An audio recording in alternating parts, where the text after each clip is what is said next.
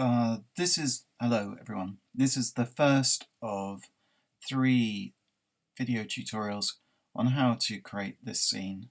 It is a scene from Fargo, and what is interesting about it is that it uses textures and watercolor kind of effects to create something in between a handmade aesthetic and something that looks kind of computery. You'll notice that there is this background, and this is what we'll be focusing on in this tutorial. So the first one, we will be creating this background texture, and you'll be able to see the background texture is on the bottom layer, and there is the texture, and this is what we'll be creating today, which is fairly easy. The second one will go into Illustrator, where we'll be creating something like that in Illustrator, and then we'll be adding and combining them together in the third video.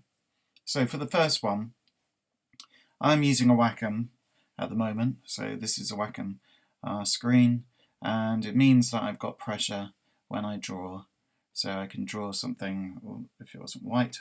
So I need to choose my colour, obviously, first of all, and I'm making a kind of bluey kind of colour, and I draw lightly first, and you can see that the more I press down,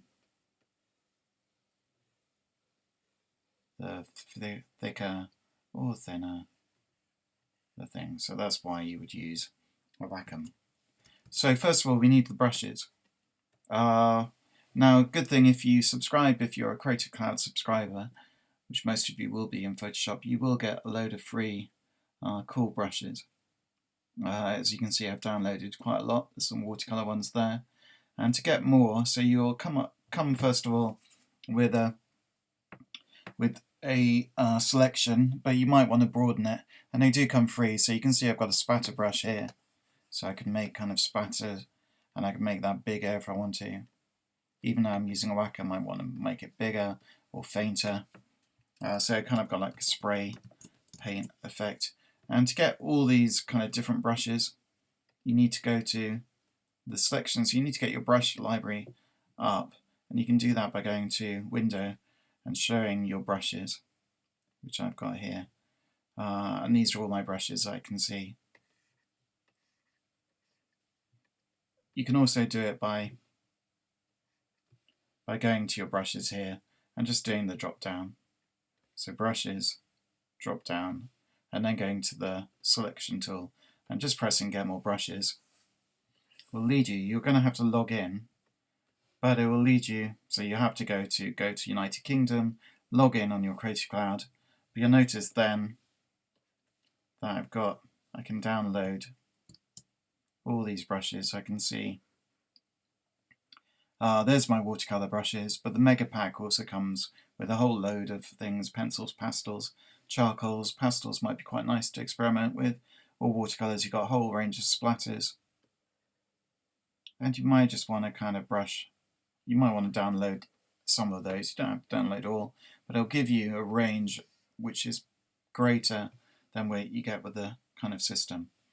So now, once you've got them, you want to start creating your backgrounds. So I would make my brush actually quite big. Now, my computer might jutter at this, but yours at college should be alright. And you just want to make, so this is one of the brushes from the Mega Pack. And I'm doing this directly onto my background layer, but I'm going to make a different layer after, so it's quite nice. Might get some smoother kind of things. So the softer you do it, the better.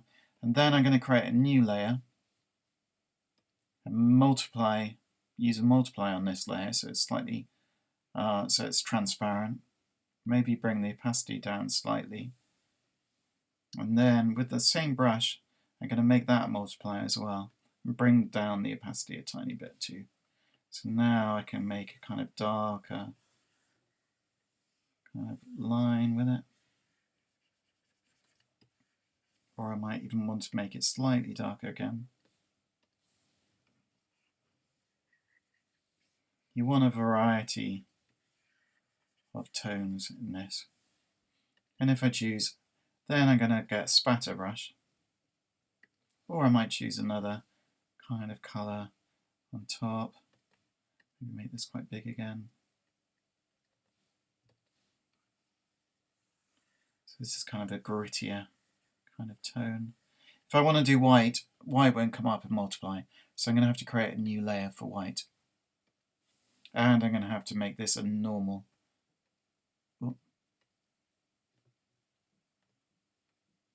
Otherwise it won't flow, but I can still bring the opacity down. So then I can bring, oh, I didn't choose white. Then I can bring some white tones within it, which might be quite nice for that watery kind of scene. And then spatter. So if you downloaded the things, you've got splatters, and I think the splatters are all at the bottom.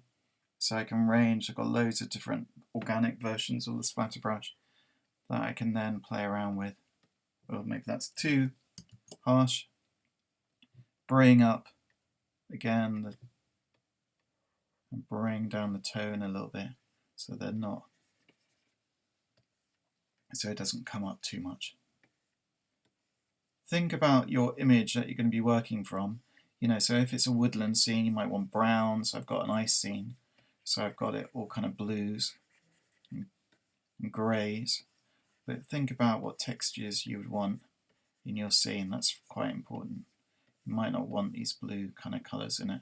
And there is my texture, or one of my textures that I might be using in my design.